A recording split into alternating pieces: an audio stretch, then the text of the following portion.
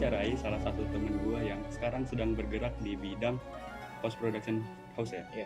Nah tapi ini lebih terkhusus ke coloris atau ya semacam itu ya. Nanti akan kita tanyakan gitu. Oke, jadi di sebelah gue nih udah ada Joyo. Atau kamu bisa memperkenalkan diri Oh, biar oke. audiens kita tahu gimana. Halo, nama aku Joy. Nama lengkapnya Joyo Lukman. Biasa dipanggil. Ya, biasa panggil Joy gitu. Ya, aku seorang mahasiswa yang sekarang lagi merintis untuk membuat suatu post house dan di post house-nya itu namanya 038 Sawise. 038 Ya, Sawise. dan di situ aku sebagai coloris. Di sana sebagai Coloris, coloris. ya. Oke, apa itu coloris nanti kita tanyain ya. Nggak sekarang. Oke. Lu kan bukan asli Jogja kan ya? Iya. Gue udah kenal lu bukan dari Jogja. Lalu gimana sih rasanya di Jogja ini gitu? Oke. Sebenarnya di Jogja kayak apa ya?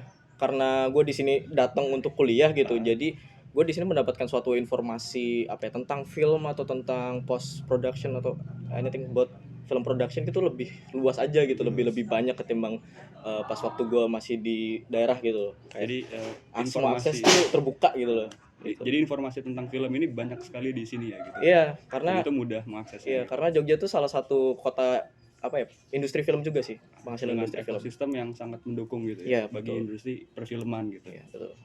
Oke, kalau gue boleh tahu nih, kesibukan lu sekarang apa sih? Kesibukan sekarang masih kuliah sih, sebenarnya masih kuliah dan juga nge-freelance dan juga apa namanya? Itu ngurusin post production itu. Ngurusin itu ya. Iya. Oke, tadi kan udah bilang lu udah bilang post house ya. Nah, boleh dijelasin nggak post house itu apa? Dan apa bedanya dengan post production? Bukan post production. Apa bedanya post house dengan production house pada umumnya gitu? Oh, production house ya sebenarnya kayak apa ya? Suatu rumah produksi. Kan kalau semisal kita untuk membuat film kan ada yang namanya rumah produksi kan atau production house gitu. Itu yang mana tempat untuk membuat suatu produksi gitu.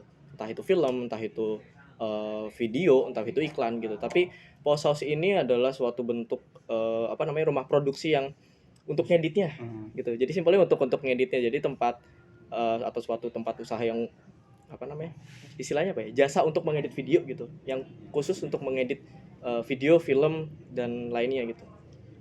Ya, dan itu apa ya, di tahap post production ya, berarti setelah film itu diproduksi itu bisa dibawa ke tempatmu gitu ya? Ya. Oke. Seperti dan itu udah berapa lama sih? Udah jalan berapa lama? Terus kapan mulai dirintisnya gitu? Oke. Production house punya lu ya gitu? Sebenarnya kalau semisal ngomongin post production, aku udah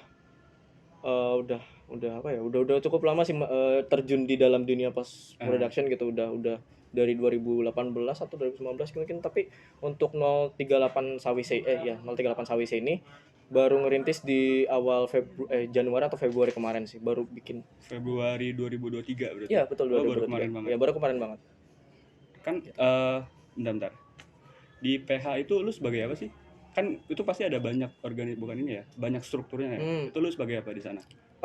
Gue kadang megang sebenarnya lebih dominannya gue megang di coloris ya. Cuman di beberapa project gue megang juga sebagai apa namanya, post producer di situ. Post producer juga. Iya, post producer itu yang menaungi atau yang memanage dan juga membuat scheduling kayak gitu-gitu loh, memanage workflow seperti itu. Nah, tadi kan lu sempat bilang coloris ya. Bedanya coloris dengan color grading dan color corrector atau color correction itu apa sih? Kan gua di sini kan sebagai orang yang awam tentang perfilman ya. Gua nggak tahu itu semua, bisa jelasin nggak apa itu bedanya? Sebenarnya coloris itu adalah orang yang melakukan color grading. Oh, orangnya gitu. Iya, color grading kan sebenarnya mewarnai video gitu untuk membuat suatu video atau film itu memiliki suatu mood yang nantinya akan lebih bercerita lagi gitu. Dan color correction itu adalah suatu proses sebelum menuju color grading. Jadi ketika video itu sudah sudah diproduksi gitu, ketika masuk ke tahap editing online, terutama di bagian coloring gitu, itu pasti harus ada color correction dulu, yang mana dia itu berfungsi sebagai, lanjut aja nggak apa-apa. Iya. Oke, yang mana lagi azan ya guys. Oke. Nggak apa-apa, biar asik gitu. Yang itu dia berfungsi sebagai menetralisir. Jadi kan ketika merekam suatu video atau film itu biasanya kita menggunakan log. Log itu kayak tahu nggak sih kayak gambar Ya. yang Atau kita ini aja deh ya, break dulu sebentar ya. Oke, gue juga bilang gitu bro. Kita lanjut setelah pesan-pesan berikut ini. Oke. Mantap.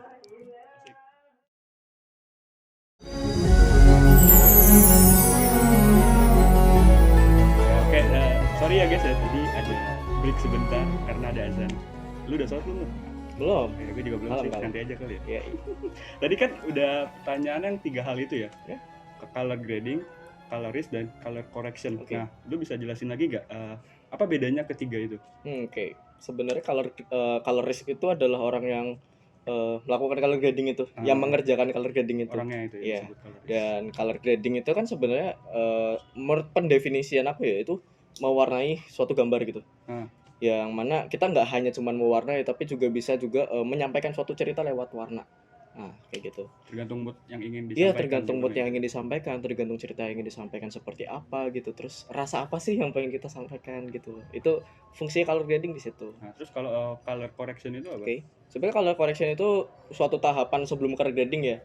Jadi sebelumnya. jadi sebelum color grading kan kita memiliki suatu footage yang mana footage itu raw. Raw tuh jadi kayak footage itu kayak flat banget gitu loh. Nah, dari footage flat itu kita transform dulu ke color correction. Fungsinya apa? Fungsinya untuk menyamakan setiap shots. Jadi setiap shot itu kadang kan ada beberapa mungkin posisi lighting yang berubah atau mungkin posisi exposure yang berubah gitu. Apalagi kalau kita syuting di outdoor gitu. Nah, fungsi color correction itu adalah untuk menyamakan semua gambar itu dan membuat gambar-gambar tersebut balance terlebih dahulu gitu. Baru kita bisa melakukan color grading gitu. Untuk tercapainya suatu mood itu biar semua gambar itu balance, biar nggak belang gitu loh. Itu fungsi color correction di situ. Oke, jadi terus kalau lu di PH ini nih udah ngerjain proyek apa aja sih? Bisa diceritain nggak gitu? Sebenarnya di post house aku itu lebih dominan sekarang lagi ngerjain banyak film pendek sih. Film pendek, MV, TV sih juga. TV show. Digital ads mungkin. Digital ads, terus kayak apalagi film dokumenter, terus ya mungkin seperti itu sih, maksudnya kayak video-video yang yang storytelling sih, baru saat ini baru video kayak gitu. Dan juga kemarin habis bikin video fashion sih, ngedit video fashion gitu. Dan itu lebih ke color gradingnya ya? Ya, lebih ke dimana color grading. Dan juga karena di post house kita kan ada subdivisi yang lain ya, ada online editing dan juga offline gitu. Nah, itu juga kita menyediakan service di offline editing. Iya. Nggak cuma online doang. Nggak cuma online. Jadi paket lengkap lah ya. Iya. Istilahnya untuk post production. Iya, betul. Dan juga kita di sini ada sound designer juga. Ada sound design juga. Iya, kayak kita lengkap aja gitu. Sound ini musik scoring juga ada berarti? Enggak, kalau musik scoring ya beda divisi. Beda divisi. Oke. Nah, ini selanjutnya nih, mungkin pertanyaannya lebih personal sih ya.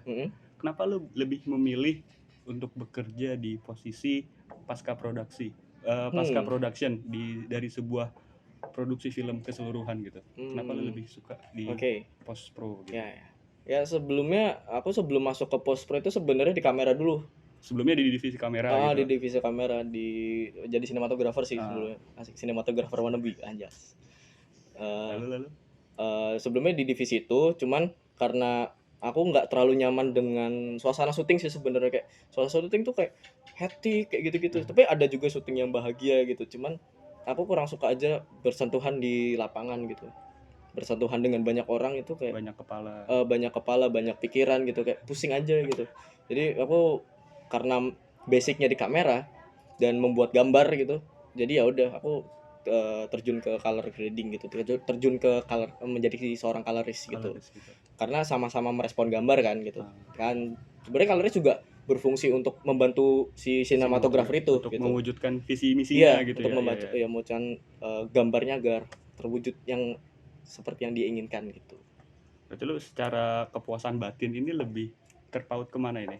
Ke post produksi berarti? Iya, post produksi. Tapi kalau misalkan untuk untuk rasa-rasa personal gitu, lagi ke directing sih sekarang. Wah, ini lagi makin menyebar lagi. Iya, cuman kalau di directing itu hanya project-project pribadi yang aku suka aja gitu. Jadi bukan buat orang lain. Nah kan karena kita ini sebenarnya temanya itu tentang teknologi informasi ya. Oke. Nah, lu bisa jelasin nggak device apa aja yang lu pakai di sana Wow. gitu? Device. Oke. Device gitu. Ya apa Eh, aja lah sebut. Device sekarang pakai MacBook M1 2022. 2020 ding. 2020. 2020. M1 yang masih generasi pertama berarti. Iya, Oke. M1 pertama yang Pro. Terus Udah. apa ya? Udah paling itu, terus hard disk mah standar lah. Sama SSD portable gitu untuk Terus, transfer data. Terus sama ini ya, mungkin lu ada software khusus nggak itu Oh, buat iya. color? Karena di post house kami itu menjaga untuk workflow terjalan lebih mudah gitu. Jadi semuanya pakai DaVinci. Semuanya pakai DaVinci Resolve. Khususnya DaVinci Resolve 18 ya, karena untuk transfer dari online ke offline itu menurutku kalau semisal pakai Premiere Pro ke DaVinci itu conforming atau apa namanya, menyatukan file kembalinya itu cukup ribet gitu. Jadi kerja 2 kali di situ. Jadi kerja 2 kali, dan kebetulan editorku itu juga menyukai interface DaVinci gitu. Jadi apa namanya, secara workflow lebih mudah lah gitu. Jadi dibuat serentak antara offline dan online gitu. Iya, biar bikin sama lebih biar aman. lebih mempersingkat waktu juga Iya, ya. Gitu. betul. Oke, mantap. Nah, ini pertanyaan terakhir nih ya. Ada tips and trick nggak buat orang-orang yang mau terjun ke industri ini ya, industri coloris ya, Iya. post production gitu. Apa ya? Sebenarnya kayak post production itu kan kita berbicara tentang teknologi gitu, kayak setiap tahun itu software pasti update gitu. Setiap tahun software pasti update, teknologi pasti update, entah device atau mungkin panel color grading itu pasti semuanya update gitu. Bahkan kamera juga itu semuanya update gitu. Setiap tahun pasti ini. Iya, jadi tips and triknya ya sering-sering belajar.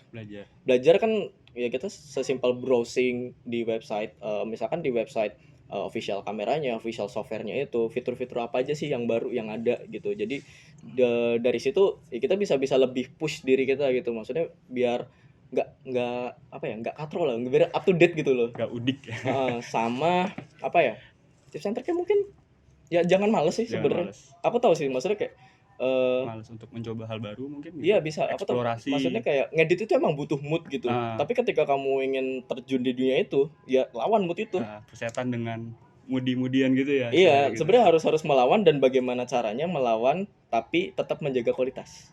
Gitu. Sama apalagi ya, jangan baperan sih. Iya sih. Ya, itu paling penting. Pasti akan tektokan sama banyak orang dan kita dituntut untuk apa ya? Untuk meredam ego kita masing-masing. Iya, apalagi kalau dapat revisi tuh. Nah, biasanya kan sutradara minta ini, itu minta banyak, kayak baper aku, nggak bisa itu, nggak boleh gitu kan. Iya, nggak boleh. Harus menjaga mood juga ya berarti. Betul.